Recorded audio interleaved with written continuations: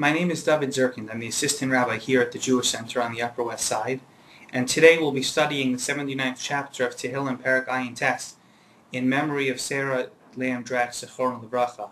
And although Sarah left the Jewish Center many years before I came and joined the shul, her warmth and vibrancy are very much remembered by the people in this shul who cherished her presence and, of course, the presence and the impact that her entire family had in our community.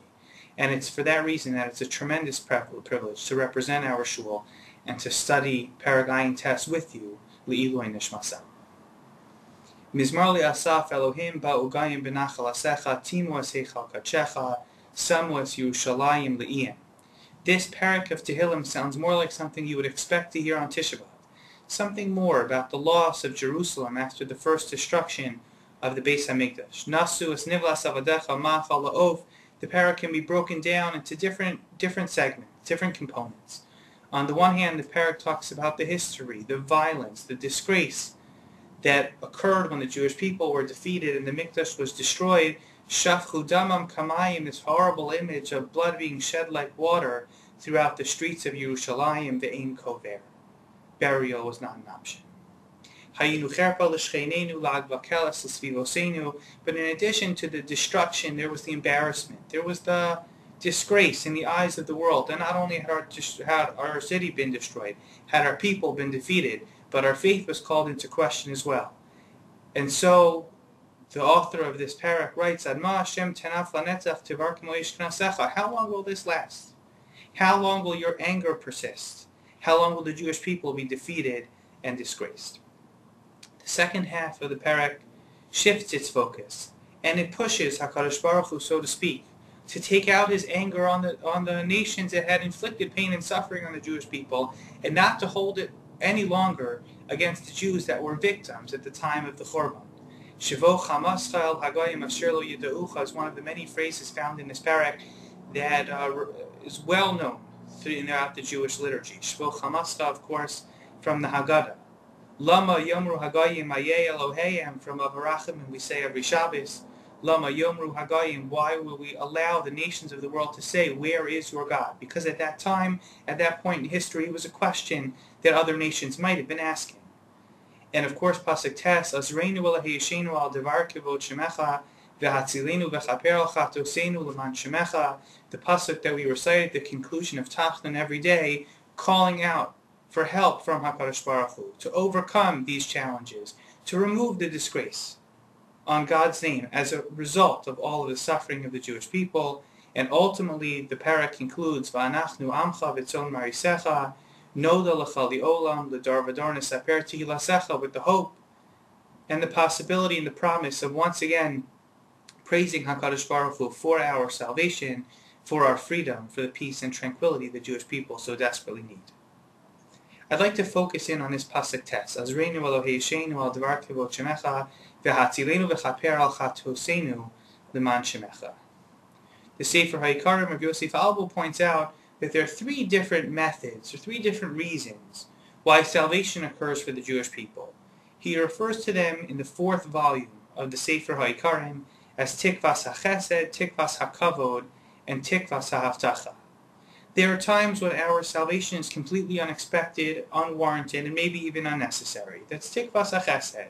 HaKadosh Baruch Hu is there for us, HaKadosh Baruch Hu saves us, and there's not much more that can be said about it. Tikvas HaKavod refers to when God saves us because it's necessary for Kvod Shamayim. It's necessary to restore a balance and appreciation of God's role in humanity and the way that the world's events play out, and therefore God steps in. That's Tikvas HaKavod. And finally, there's Tikvas HaHavtacha, where there are times when the Jewish people don't deserve to be saved. There are times when God's name and reputation are not at stake from the people of the world, and yet God has promised us that He will save us, as was the case in Mitzrayim.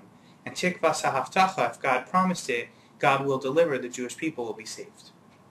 Kavod, in the case of Perek Ayin Tes, as Rabbi Yosef Albo explains, fits into the category of Tikvas HaKavod. The argument that the Jewish people are making, the argument that this parak of Tehillim makes, is that even if the Jewish people themselves don't deserve to be saved, but there's Kavod Shamayim at stake.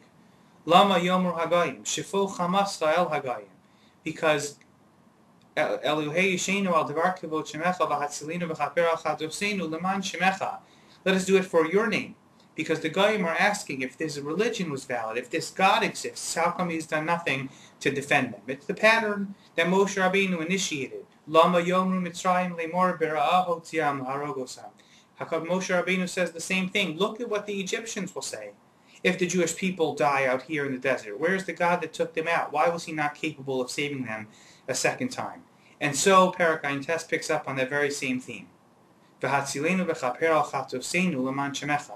Save us for your name, even if we are not entirely worthy. Looking at this pasuk very closely, one might ask the following question. That there are different terminologies for salvation being used in this pasuk. Azreinu Elohei Yishenu, God should help us. V'hatzilenu, and he should save us. V'chaper al chatoseinu, and he should allow for atonement of our sins for the sake of his name. And so asks the Malbim, among others, what's the relationship between Azreinu and V'hatzilenu, helping us, and salvation? And the Malbim points out, Azreinu refers to partial support. Azreinu is assistance. We'll be involved in the process, but Azreinu, you'll have to help us along the way. But Hatzilenu, Hatzalah, is when all of the salvation comes from above, when it's HaKadosh Baruch Hu entirely that's moving the process along, and not ourselves. And if that's the case, the Malbim's interpretation of Azreinu and Hatzilenu is correct, then there's a beautiful alshich that can be included into our interpretation of this pasuk. The alshich writes that in the context of what we might call tikvas hakavod, in God's salvation of the Jewish people for the sake of heaven, for kvod shamayim, it's necessary that the Jewish people be proactive in the tshuva process so that that salvation can come about. After all, says the alshich, if the whole motivation of our argument is that God should allow for kavod shemayim by saving the Jewish people need to deserve it. Could it be that a people disgraced their God, turned their backs on their God, abandoned his faith, and then he saved them? What kvod shemayim would there be? It's absolutely necessary that the Jewish people create an element of tshuva so that through their actions they deserve the salvation that comes about. And then not only will God be able to effectively revenge that which was done against him and his people, but their actions will show that that which he did for them was warranted. And so, says the alshich very powerfully, that is the two halves of this very well-known pasuk.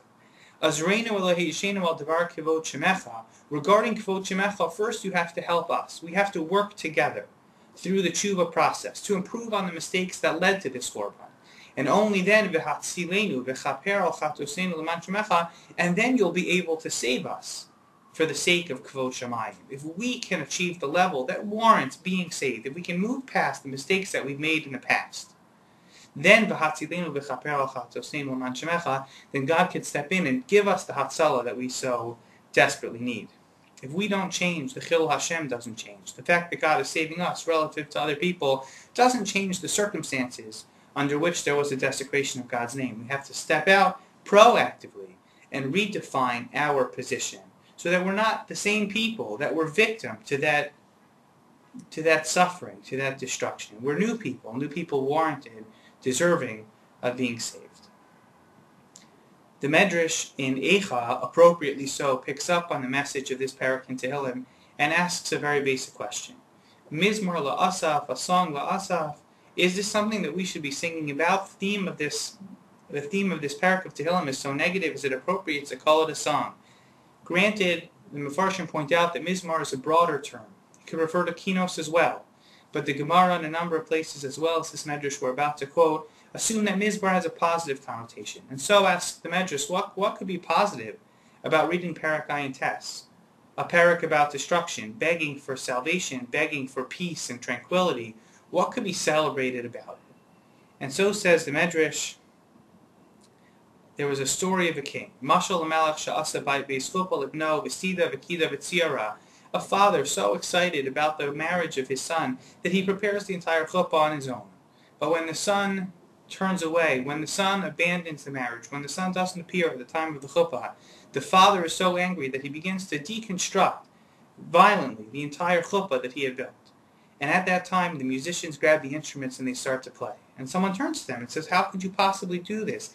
How could you start playing music when the king is furious that his son hasn't arrived for the wedding? And they said to him, Amru lo, Hamelech hafach upaso shal beno, ve'ata yoshevu mizamer.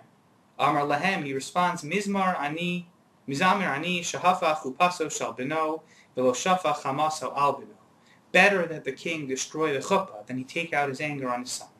Kach amru la'asaf, so the people said to Asaph at the composition of this parak, HaKadosh Baruch Hu hichrab heichal ve'ata yoshevu mizamer. HaKadosh Baruch Hu is destroying the Beis HaMikdash. This is a terrible period in Jewish history, and you're writing songs or poems. What could the meaning be? Amar lahem mizamer ani sheshafach HaKadosh Baruch Hu chamaso al ha'etzim yal ha'avanim. I'm singing that God took out his wrath on the stones and the pillars of the Mikdash. V'lo shafach chamaso ha'Yisrael, but he didn't directly take out his anger on the Jewish people. Hadao d'chsev v'yatzas eish b'tzion v'tocha yisod loseha. The anger was focused on the structure of Jerusalem and not on the people that had previously occupied it. The two messages that come out from Perek and Tes, despite the horrible position the Jewish people found themselves in at the time, are both messages of optimism. Mizmor is not necessarily a positive connotation, but Chazal understood through this parak that it was necessary to appreciate the way in which HaKadosh Baruch Hu had sent the message that we had not lived up to our responsibility. It's a mashal to a father and a son. There's still an intimate relationship there between HaKadosh Baruch Hu and the Jewish people. And there's the hope that the son will return, that things will change. Azreinu, to help us so that we can work together to move towards a better future. Chazal were both optimistic in times of despair, but they were also willing to take responsibility.